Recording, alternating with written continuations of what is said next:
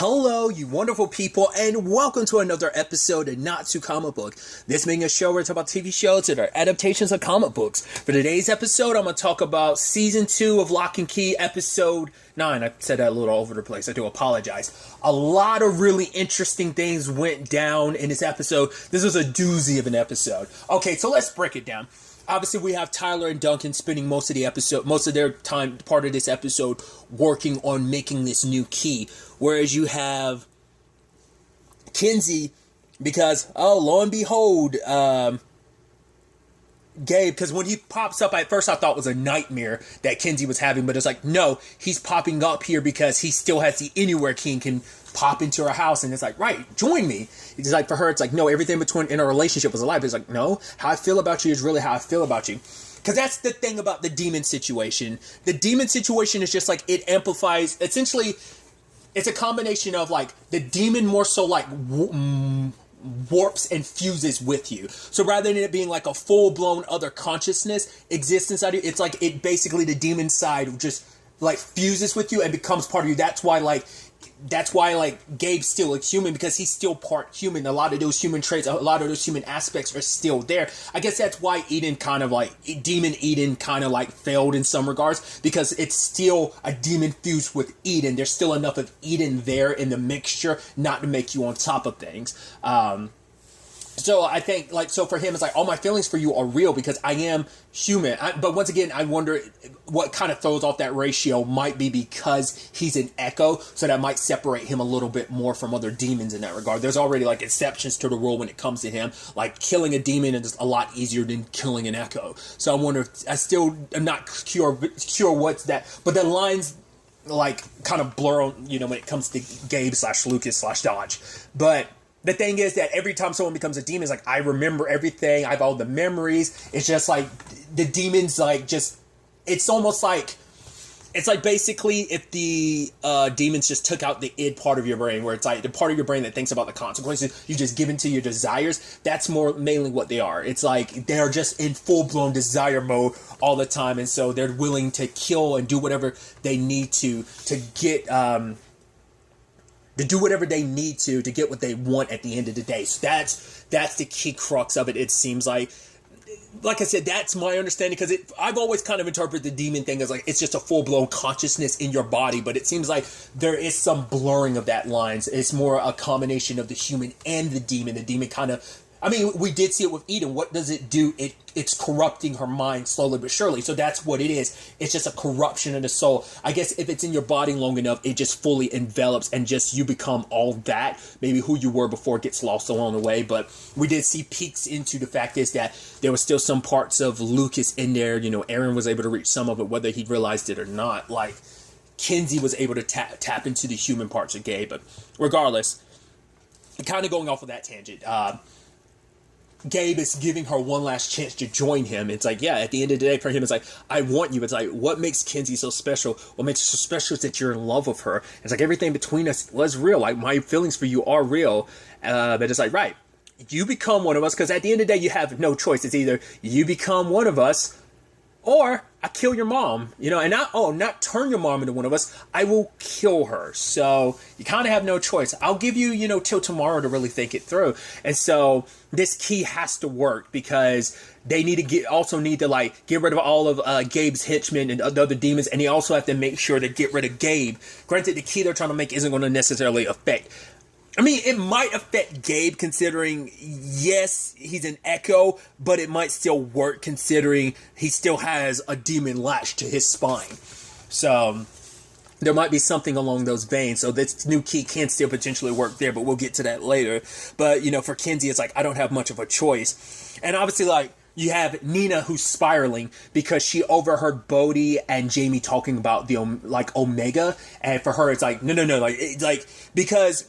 And it's such a heartbreaking thing, because Nina's spiraling and she's on top of dealing with everything, because the only one who hasn't been able to heal properly is Nina, because Kinsey, Bodhi, and Tyler, they found a way to heal because they found out the truth. They've gotten answers to this. Nina's still spinning and spiraling about the truth about everything. She's still missing the pieces to the puzzle about Joe's quote-unquote suicide, why Ellie's going missing, Rendell's death, like, was it really just an accident? If so, why did Sam come here to try and finish us off? Like, she has so many questions. Her kids have the answer, and that's the struggle for her, because it's like, right, I want my kids to move on, I want them to be better and okay, but the fact is that she knows alcoholism is isolating, but she's like, this feels like it's something different, there's more going on here, and it's driving her insane not knowing the answers. And so, to that point, like, Kenzie's like, right, you want to hang out and watch a movie or something? Because, like, they talk a little bit about the Gabe situation, because even her mom's like, yeah, there was something always a little off about him. Can I say that now? She's like, right, your instincts are better than mine. But she wanted to have a movie time with her mom. She's like, maybe tomorrow. She's like, tomorrow, because Kenzie doesn't think she has tomorrow. She just wanted to spend some time with her mom, because she could tell her mom, like, struggling with everything, and she wants just to be there for her. Because Bodhi couldn't give her the answer she wants. It's like, I tell you if I could, which immediately in Nina's mind, it's like, wait, you do have answers. That means, but for some reason you're not telling me, because she's obsessed with, like, she's like, no. Like, you know what this means? Like, if something was going on, you tell me, right? But Bodhi knows he can't tell her. Even if he tells her, she's going to forget it like a few seconds later anyway. And it's like, he can't help his mom. They could probably potentially, like, help her with the memory key. But even if they did that, it'd be, too much danger to put her in. Like, her knowing about the keys would put, like, at least because she's ignorant about it, she can stay out of it and not be caught up in the middle of it. I think that's probably the justification why they haven't used the memory key on their mom, because it's like, right, her knowing about magic can still put her in danger, because it's the thing of just like why Jackie didn't want it, because it's like, hey, you can see the beauty of magic, but you could also see the terribleness of magic, and you can't unsee any of that. Once you've seen it with the memory key, like, it's stuck with you, unless you probably use the memory key again to lock. I wonder, could the memory key work in reverse, or just make it so you lose your memory, rather than, well, no, like, typically with that you have to pull the memories out with the head key, but maybe the memory key can just work in reverse in that regard without you having to use, because it locks in the memories, but it doesn't fully, like, I mean, that's what made everyone able to remember magic and everything. But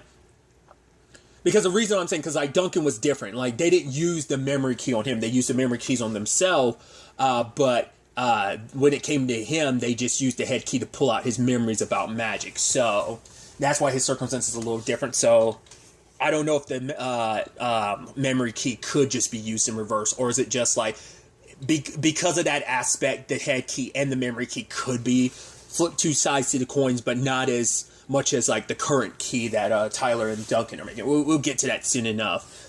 But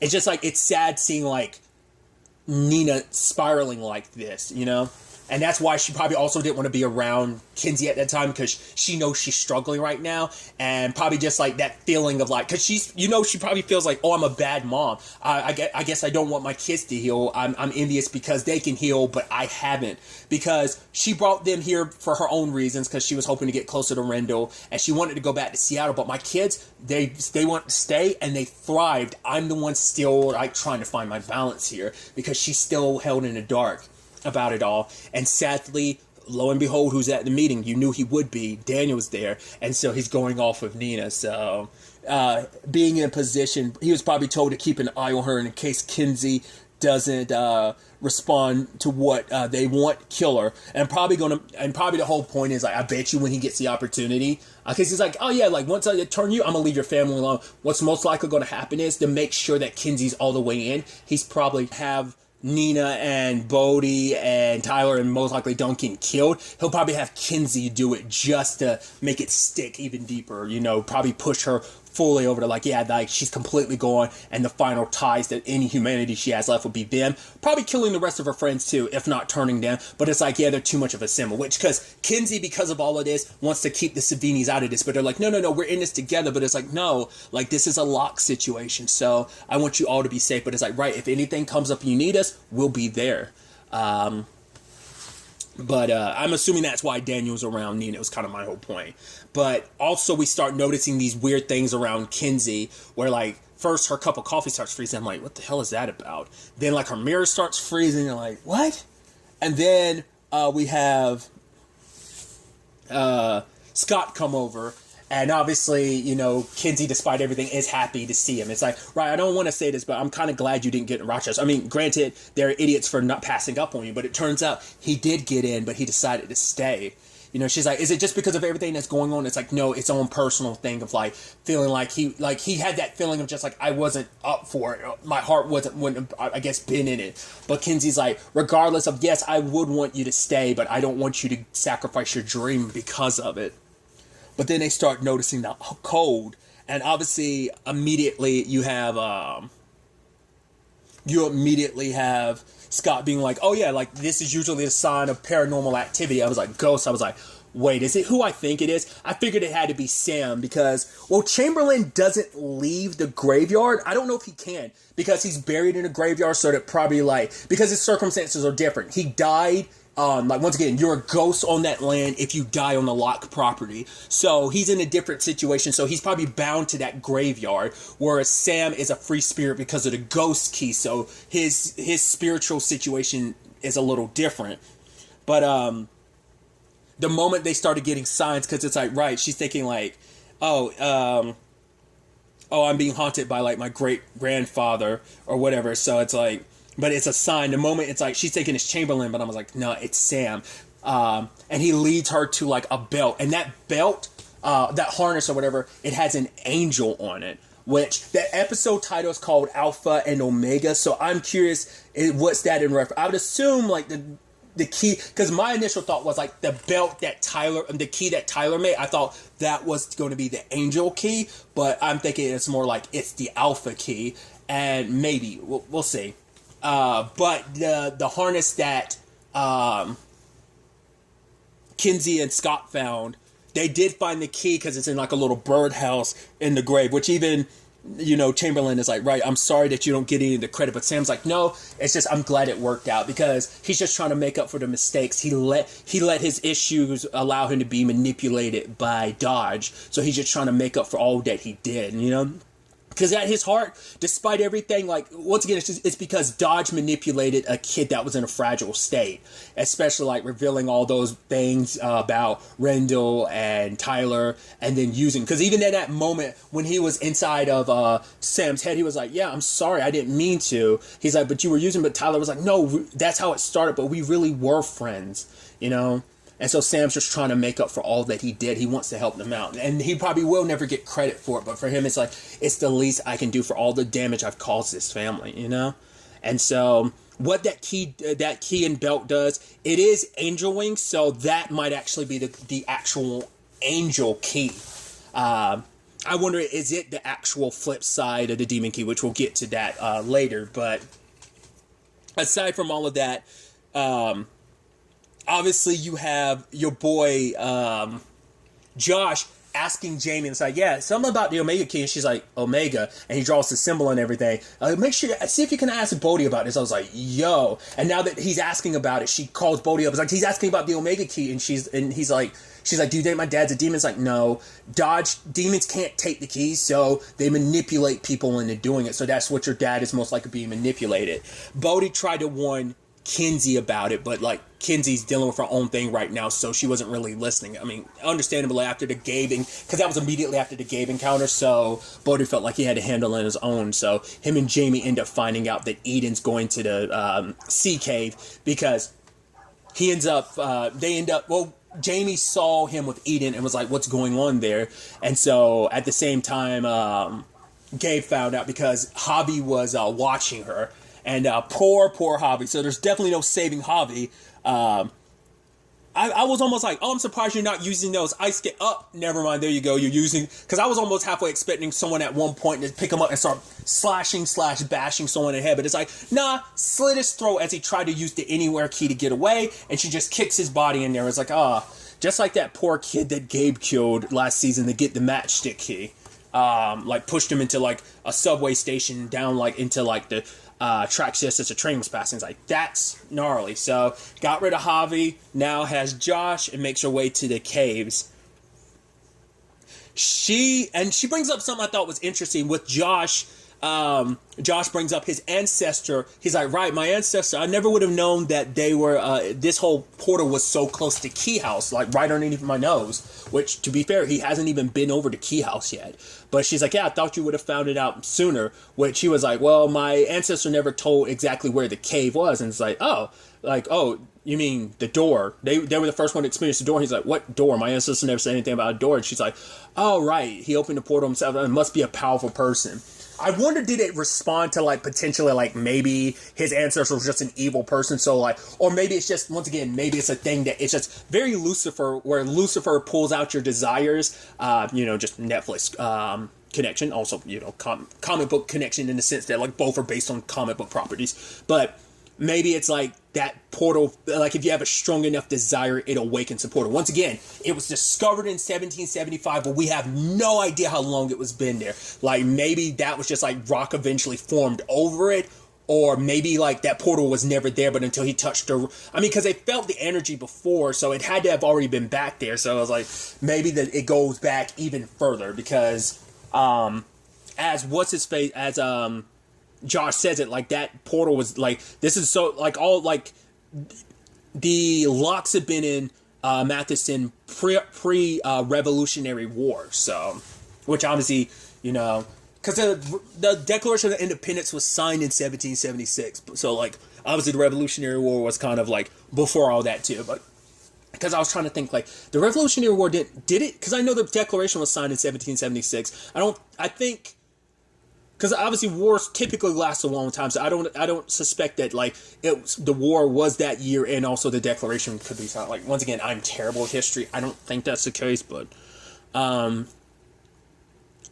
I just think that and the fact is that Eden was saying like, oh, he must have been really powerful, so she must be referencing either the thing in him, because like these things are based on chaos and desire, so maybe the chaos maybe chaos and desire go hand in hand, so maybe the demons reflect to like, yeah, a host with enough chaos or desire inside of him draws them out, like maybe they're drawn by like human desire type of situation. So maybe that's why it's kind of being like, oh, for him to have summoned the gate, he must have been pretty powerful. So, but she brings him there for the sole purpose of kind of being what I thought. She wanted to get the Omega key so she could open it and get Josh possessed, because she's trying to build her own army. But I'm like, you'd have to do that one person at a time, and it's not as convenient as Gabe's situation, because Gabe could just go up to somebody, stick them with the key, turn them, whereas Eden would have to get them down there and have them get hit by the whispering metal to become possessed. But Josh isn't all about it, because he feels it. He's like, yeah, the energy behind this doesn't feel good. She's like, yeah, but you feel the power. Sadly, Gabe shows up and is like, oh, Eden? She hasn't told you, huh? She's a demon, and she's trying to get you to open that door so she can possess you. But why? So you can try to go toe-to-toe with my army? She's like, well, I'm going to get my army. Like, he's like, well, I'm gonna shut this down, and he puts on the crown and summons his shadows. It's like, bye-bye, Eden, and he's planning to bury them all. Luckily, Eden takes off on her own. Sadly, Josh gets caught up in it. The door was open. I was like, oh, this is bad. Because at first I was like, this isn't going to be good. Because I thought Josh was going to get possessed at one point. Luckily, he doesn't. Luckily, he did listen to Eden's advice at least she gave him that advice beforehand. Because I think it sounded like, well, she was probably hoping that Josh would take out some of the shadow demons, shadow monsters, that way they're less likely to come after her. But also it's like, right, I want you to survive so you could potentially be a future host. But he does make his way out, but luckily Bodhi and Jamie are on their way, and because Bodhi has Hercules' key, he's able to like open the pathway. So, but sadly, obviously Josh doesn't remember afterwards, so Bodhi just coming for him was like, yeah, let's go. So luckily he forgot all about this, why he was down here in the first place. So I guess eventually he'll probably rediscover the sea caves and figure out where it is, but currently like all that information is gone because of witnessing magic and all that. But since this is at the end of the episode, I'm going to go ahead and still circle it here since we're talking about the cave situation. And we see Ellie makes her way out. So, oh, that's fortunate. But granted, we don't know what else creeped out of that door before Ellie closed it back. Besides, it's not locked. it's just closed, but I guess like the lock, well, because the reason why it like broke open is because of like the structure of the cave, because the door was fitted to fit the cave, but the moment like the cave started caving in, like the door became like the frame of the door didn't work anymore because like the rocks were shifting. So it was enough for her to get out, but we don't know what else. Well, because I was about to say, if it like there would have been like more, there would have been like just whispering iron out there, but there's unless, well, could we know at least one other person was in there? What was his name? It was one of Commander Gideon's people went in there. So, but he might be dead because he did get shot a couple of times before he fell into the portal. But he could have crawled his way out. But for what we see, Ellie got out, and then like the door gets barricaded. So two things: one, maybe there's some whispering iron amongst that debris, depending on how much might have fired out before Ellie got out. Because the next time we see Ellie, she's under she's under the rocks. She managed to survive. So there's that. Two, if they ever want, like, if there was no whispering iron amongst that debris, it's going to be really impossible to get any now because that door is buried. But it could be a situation of, well, it's buried for now, sure, but it probably might have been enough to break the door in the process. It just looks like the door gets barricaded shut, so it doesn't seem like anyone's going to be able to take advantage of that. And now Gabe has got it, so, right, no one, like Eden, could ever open that door again to, one, use against him, but two, also, it can never be used in a situation like Eden. Well, in the sense of like no one could ever throw him into that portal. But two, Eden can't use it to her advantage anymore. They'd have to dig their way through it, and that's a lot of debris and boulders and rocks to go through. So there's that. But on the other side of things, we have Tyler and Duncan finally forging the key. You know, your intentions, and they make it. Now, the only way to know for sure if it works is to test it out. And, of course, the first person Tyler's going to test it out on is Jackie. And he finds Jackie there, like, she just dropped off the demon key to Gabe. And as she's leaving, like, Tyler, you know, and it's that thing of, because she is possessed right now, Jackie can remember magic. So that means, like, everything. She's like, going inside my head, going to bath, I remember everything, because the demons aren't immune to magic. And so they act as kind of a buffer like the memory key does. So she can remember everything. It's like, right, just, you don't have to be the Tyler everyone wants you to be. You can just be whatever you want to be, given to your desires. And this is what you want in the first place. Like, I'm no different. Just like given to your desires, I'm still the same Jackie that you love. I remember everything she remembers, so like I'm no different. All you have to do is just embrace it. So this is what you wanted. We can be together this way. But I think it's also remembering like who she is and the damage that the demons have caused and what they'll do. But also, Jackie made it clear she didn't want to remember magic, you know? So Tyler tests out the key, and at first I was expecting her to spew out like the monster or something, or whether it comes slithering out her back, I thought, because it is attached to her spine. But it also answers the question I had before of it is used in the exact same spot as the demon key is. But then at first it's like Tyler's like, take this from me, and she does. So it's like, oh, it worked. And you're like, I was scared the entire time, because the entire scene I'm like, is Gabe going to pop up behind and turn Tyler in the process? I thought that's what's going to happen. But it seems like she's saved. And she even says there's a line of, I didn't know if you were going to save me, but thank you did. So it's like she remembers everything while being possessed. So I guess there's enough in there for her to remember magic and all that's going on. So like she's free and everything. And it's like, I love you, Jack. And she's like, I love you too. And then like black tears start falling from her face. You're like, no, this can't be. No, it can't. And she dies. I was like, this is dark. That is heartbreaking. You know, like, the fact of the matter is, it's, God, there was a more recent reference, I can't think of it, where someone was in this exact same circumstance. Oh, it was I don't want to say it, because it's a spoiler from probably a couple months ago at this point in time, but it's from the new season or something, so I don't want to spoil it. But I watched something recently based on a comic book, or comic book characters, that had someone accidentally killing the person they love because they try to go about it a different way. And he thought this would save her, but in actuality, it killed her. Because, like, in whatever way, like, that's why I'm like, I think this is the alpha key, because maybe it, like, I don't know. we don't fully know how it actually works, but by killing the demon inside of you, it kills a person as well. Because I guess the demon and the person are so latched together so that, you know, it's kind of almost another example. And this one's older, so I'll make it. Spoilers for Van Helsing, the TV show. It's like when Vanessa tried to save Dylan, and Dylan had been modified so that being in the daylight killed her, even though, and that made Vanessa reluctant to use her powers to ever heal anyone again. But maybe it's like the demons and the humans, once they fuse together like that, because it is a fusion thing, killing the demons kills the human hosts as well. Not unless it's going to be a thing of later on, it's like, nope, Jackie's fine, like it just takes, they have to die for a little bit, but then they come back. Not unless it's something like that, but it currently feels like a nope, it's a straight kill. So that's why I'm thinking the Alpha and Omega. Omega because it's the beginning and the end, but also like because we have this new key, because the key even has like an A in it. So I think it's the Alpha key, and then there's the Omega key, because the Omega key leads to the door where they are, whereas the Alpha key, I take it as like this is the beginning, so it's more like a rewind, so that when it goes in there, it takes you back to like, it's supposed to like, that's what I take it as.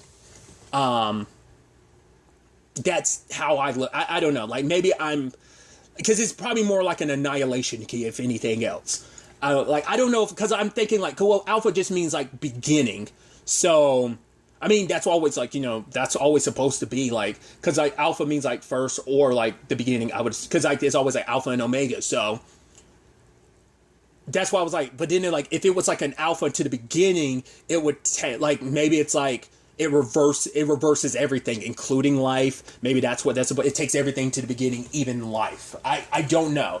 We'll have to wait to see the deeper explanation on potentially how this key works. Maybe the circumstances were just different. But this does mean it probably can work and will probably be the only key that can probably kill Lucas. Lucas, like Dodge, Gabe. Like this is probably the only key that can actually do that. So a bummer ass ending. That sucks, you know. It's like, right, because like Tyler's gonna blame himself, because it's like, right, the key was born from his intention, and it's like, I killed a woman I love. Because if you notice, like in his memory, he sees like an angelic version of